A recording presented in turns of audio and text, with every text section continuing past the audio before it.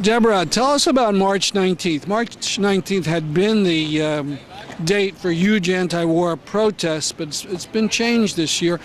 But you were in a demonstration on March 19th. Where was that? Well, we didn't change March 19th. We were at the White House, as we have been for the last 8 years, on the anniversary of shock and awe. So Saturday, March 19th, 8 years ago in 2003, was the day the U.S. invaded Iraq under the pretense of 3 major lies, an aggressive war completely based on lies. And we're never going to stop protesting at the White House on March 19th. This year there's an additional march up in New York and one tomorrow in San Francisco about the same issue, stopping the wars. But we believe it's important to be at the White House. On March 19th, this is where these wars started. So describe it. We've had some coverage of it on our show, but describe what you saw on March 19th. Well, it was really very moving because it was another veteran-led, military families-led protest where people went right up to the gates of the White House and refused to leave, and 100 and some people were arrested this time. But even before that, the speeches and the testimony was really very varied and heartfelt about all of the terror and torture that's been brought by the so-called war on terror done in our name by the U.S. government, from veterans who had served in Iraq and Afghanistan to military families to all sorts of people, including Dan Ellsberg, who came to talk in a very moving way about the case of Brad Manning. Let me go back a step. For those who don't know who Dan Ellsberg is, what did he do? Well, Dan Ellsberg leaked the Pentagon Papers in 1971, which contributed to the end of the Vietnam War and the end of the Nixon presidency. It was an incredibly brave act. He faced life in prison as someone who worked for the government and released very secret papers about what the government knew about Vietnam and how the war was being conducted and what they were doing despite the fact that they knew it was not a winnable war.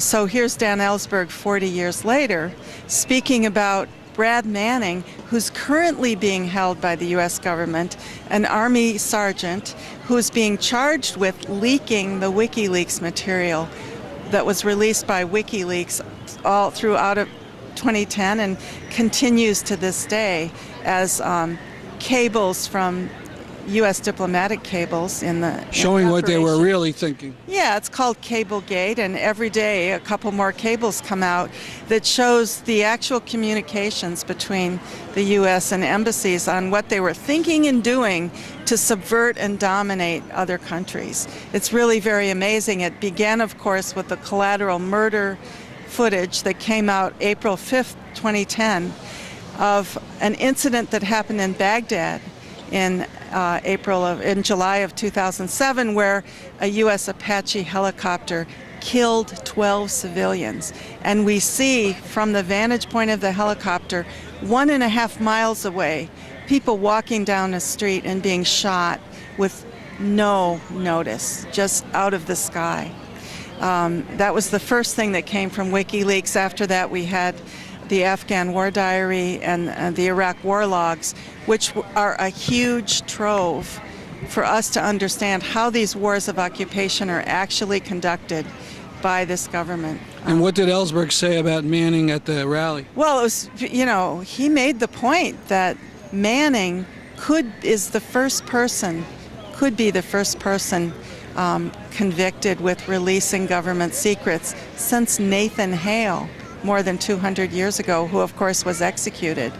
And if Manning were to be sent to life in prison or executed, which is a possibility, if he's convicted of releasing this information, it would be a case of, first of all, profound injustice. Here is someone being charged with releasing word about the crimes committed by this government, and no one committing these crimes, including the people that set up Guantanamo, Bagram, who managed the spending of $2.1 trillion to destroy so far 2 countries, Afghanistan and Iraq. and waging secret wars against Pakistan, Yemen, and now a third occupation looming in Libya. This is what we're up against, and that's why it's so important that people are massing today to march down Broadway through Soho to another park and have a rally and expressing, our determination to stop these unjust, immoral, illegitimate wars being carried out in our name. You think Manning should be released? Well, if Manning, we have no idea who made the leaks, whether it was Manning or not.